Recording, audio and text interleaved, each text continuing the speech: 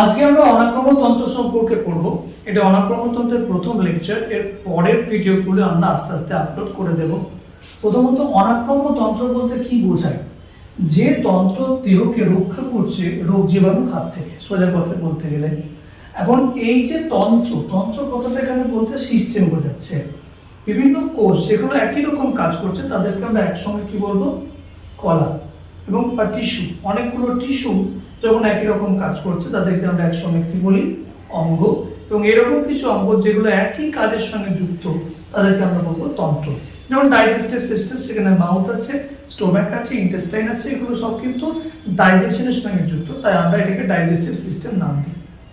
ঠিক আছে। তাছাড়া ব্লাড ভাস্কুলার সিস্টেম আছে, তাই না, এক্সক্রিটরি সিস্টেম আছে, রিপ্রোডাক্টিভ সিস্টেম আছে। এখন যেহেতু এটা একটা তন্ত্র, সুতরাং এখানে কিন্তু বেশ কিছু কোষ থাকবে যেগুলো এই তন্ত্রটাকে চালাচ্ছে বা সিস্টেমটাকে চালাচ্ছে। প্রথমত যেটা আমরা পড়বো সেটা হচ্ছে লিম্ফোসাইট। লিম্ফোসাইট কি? লিম্ফোসাইট হচ্ছে একটা অ্যাগ্রানুলার লিউকোসাইট। লিউকো মানে সাদা, শ্বেত রক্ত কণিকার কথা বলছি আমরা।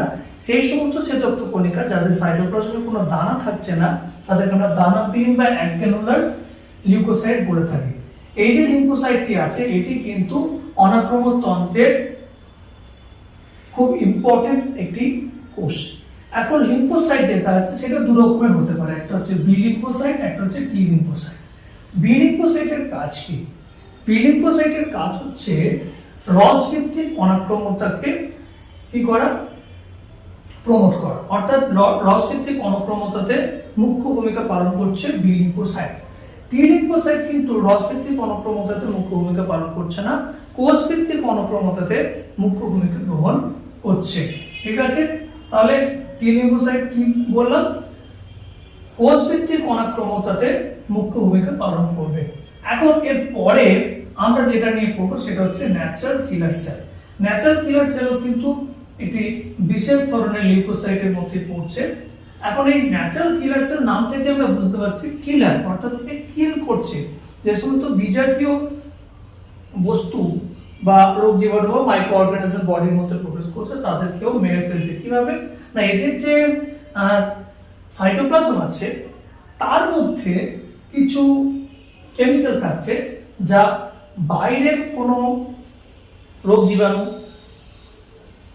প্রবেশ করলে বডির মধ্যে তার কোষ পর্দাকে নষ্ট করে দিচ্ছে, এবং এই কারণে প্রপার্টিকে বলে সাইটোটক্সিক প্রপার্টি। ঠিক আছে।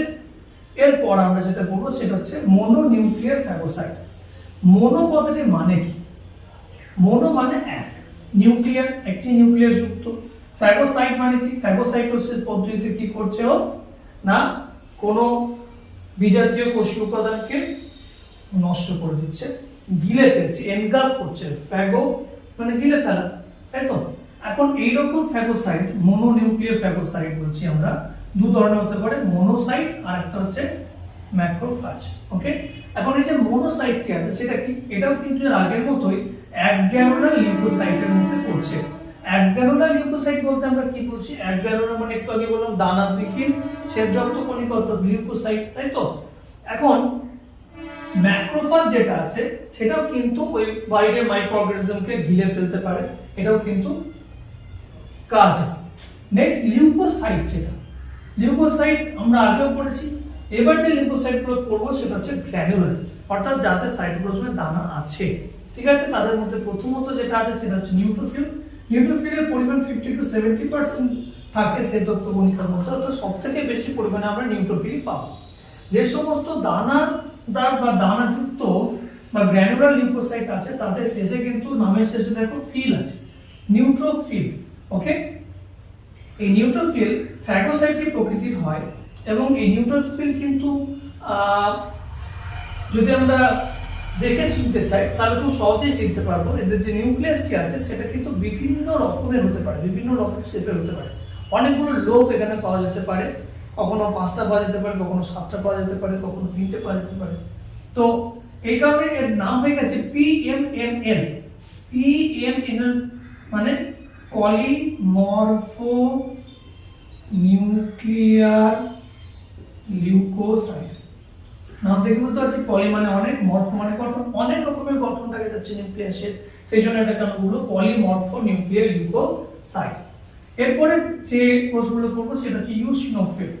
ইউসিনোফিলের যে নিউক্লিয়াসটা সেটা দেখতে কিন্তু অনেকটা এরকম হেডফোনের মতো দেখতে হয় এটা, ঠিক আছে, দুটো কি তিনটে লোব এখানে আমরা পেতে পারি। এটাও কিন্তু ফ্যাগোসাইটিক প্রকৃতির হয় এবং মেনলি প্যারাসাইটের ক্ষেত্রে এটা কিন্তু সক্রিয় ভূমিকা গ্রহণ করে, ওকে, অ্যান্টি প্যারাসাইটিক। বেসোফিল যেটা আছে, বেসোফিল কিন্তু অ্যালার্জির বিরুদ্ধে গুরুত্বপূর্ণ ভূমিকা পালন করে প্রতিরক্ষা ব্যবস্থায়, ওকে। তার লিউকোসাইট, যেগুলো গ্র্যানুলার লিউকোসাইট, সেগুলো আমরা পড়ে ফেললাম। এবার মাস্ট কোষ পড়তে হবে। মাস্ট কোষ মেনলি কোথায় থাকে? মিউকোসাল যে এপিথেলিয়ামগুলো আমাদের বডিতে আছে সেগুলোতে কিন্তু কি পাওয়া যাবে? মাস্ট কোষ আমরা পাবো, ঠিক আছে। মাস্ট কোষের মেন কাজ হচ্ছে অ্যালার্জির বিরুদ্ধে প্রতিরক্ষা গড়ে তোলে, হিস্টামিন ক্ষরণ করছে, মনে রাখতে হবে হিস্টামিন ক্ষরণ করছে কিন্তু মাস্ট কোষ। ডেনড্রাইটিক কোষ, এরপরে আমরা পড়বো ডেনড্রাইটিক কোষ। ডেন্ড্রো মানে কি? ব্রাঞ্চ। যে সমস্ত কোষের কোষপর্দা বিবর্তিত হয়ে চারদিকে ব্রাঞ্চ বা শাখা প্রশাখা সৃষ্টি করেছে তাদেরকে আমরা বলবো ডেনড্রাইটিক কোষ। এখন এই যে ডেনড্রাইটিক কোষ যেটা আছে, মেন কাজ কি? মেন কাজ হচ্ছে অ্যান্টিজেন আবদ্ধকরণ। অ্যান্টিজেন এর সঙ্গে আবদ্ধকরণে হেল্প করছে, তার সঙ্গে সঙ্গে টি লিম্ফোসাইট সক্রিয়করণে হেল্প করছে, সক্রিয়করণে